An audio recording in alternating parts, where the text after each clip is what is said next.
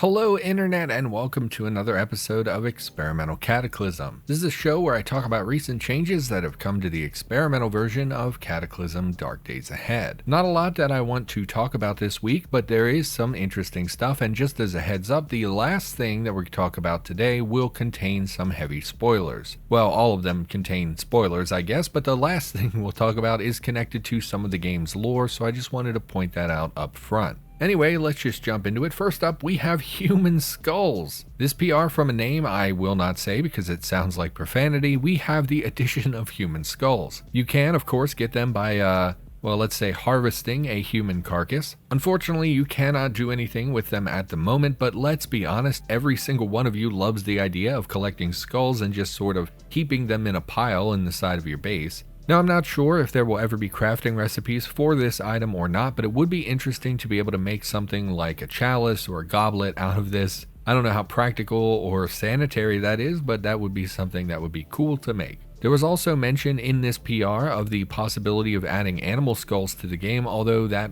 is a possibility, it is something that will happen in the future. Now, whether or not you can do anything with the item, it doesn't really matter. Corpses would in fact give skulls in addition to the nebulous bone items that we already have. So regardless of the future possibilities, you can now collect human skulls if you are so inclined. But let's keep things moving right along. Oh yes, so I have an update for a bug that was happening over the last couple of weeks. I probably should have mentioned this up front, but hey, I got excited over human skulls, what can I say? Now you may have noticed that your characters were not properly recovering from being tired. There was a bug where even if you slept, your tired status would not go away. Now as far as I know, this has been resolved. I wanted to mention this because it was a notable bug in recent experimentals, and I know that there were a lot of people dealing with it. It should once again be safe to update your game, hopefully no more woes there. Next up from Saichi, we have Mopping Zones. Let me set the stage for you. You have just dispatched, like 40 enemies. Several of them left sludge spots on the ground, and pretty much all of them bled all over the place. And you, being a survivor, well, you could be concerned about food or ammunition, but your real passion is cleanliness. And you decide that you want to mop up all this filth because, hey, it's the end of the world, but this is still your town. All those years of the Homeowners Association pestering you about your non-native ornamental grass is deeply ingrained in your psyche. So you have a mop and you must clean. Well, previously you would do this by repeatedly activating the mop, and given the level of gore and slop and all that terrible stuff, this would take you, probably several hundred key presses to mop up a mess. Well, now you can simply set up a zone for mopping and turn your character loose. Now, this is a change that will not affect everyone. To be honest, I don't think I used a mop in the game until 3 or 4 months ago. But for those of us that want to mop things, and because the sludge generating enemies are so much more common than they used to be, this is a massive quality of life improvement. Quality of life improvement. So yeah, keep that in mind next time you want to make your apocalypse just a little bit cleaner. That zone manager tool continues to become more and more valuable. It's pretty great.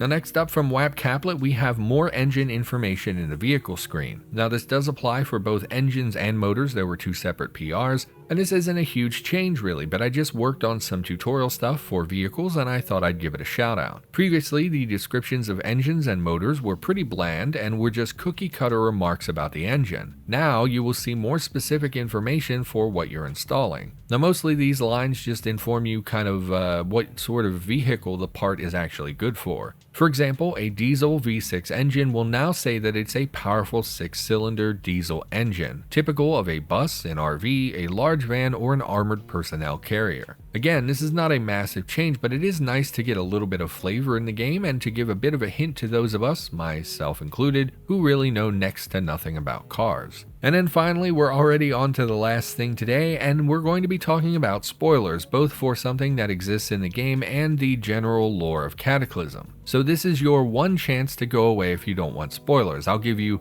let's say 12 minutes to walk away. In the meantime, look at this horse. It's pretty neat, right? Horses are cool, if also terrifying animals to be around. Truly a majestic creature. Okay, anyway, look, we have a new weather type that has been added to the game called portal storms. Now, for some brief history of lore, before the Cataclysm, there were some portal, let's say, shenanigans. Now, at first, this involved humans mucking around with portal technology, and then shortly prior to the end of the world, portals were opened without us intending to do so. This caused, well, just lots of bad stuff to happen, and it really kicked the apocalypse into gear. If you want to read specifics, I will try to remember to link to a lore document in the description down below. I'm not going to get into the nitty-gritty details of all this because it's really not necessary to discuss the PR, and because I'm just not that up to date on what our lore says. Well, now we have a new weather type called portal storms. This was added by Ramza, and it's pretty much a self-explanatory concept. Basically, there are portals, and portals are messing with our reality. Sometimes those portals allow scary things to come into our world or our reality. So here is a bit of an issue that I should point out upfront before we go into any more detail. Normally, when a change comes to the game, I take some time to play with the new feature, check it out, see the practical side of it in the game. For portal storms, however, I've had issues because although I can force start one by adjusting the weather using the debug menu, I cannot specifically force it to cause an individual effect. It's random on what happens, so I can't, for instance,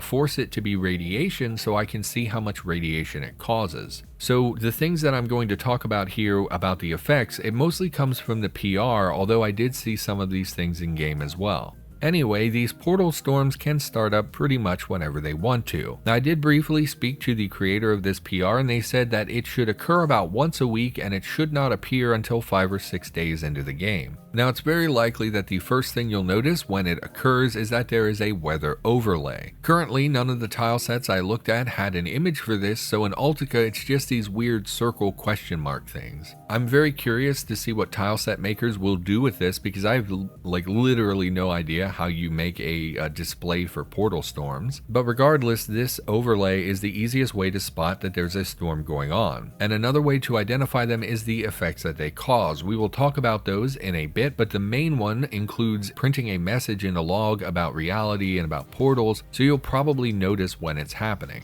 Now, according to this PR, these storms should start off pretty mild and then get progressively more difficult as the game goes on. And remember too that this is a very new thing, so the effects of a portal storm will probably expand in the future, and it will probably include much more dangerous creatures. And for the moment, being inside of a building prevents these storms from harming you, but again, in the future, with a significantly powerful storm, this may not be the case. But for now, seeking shelter indoors should prevent a lot of the really nasty effects from happening.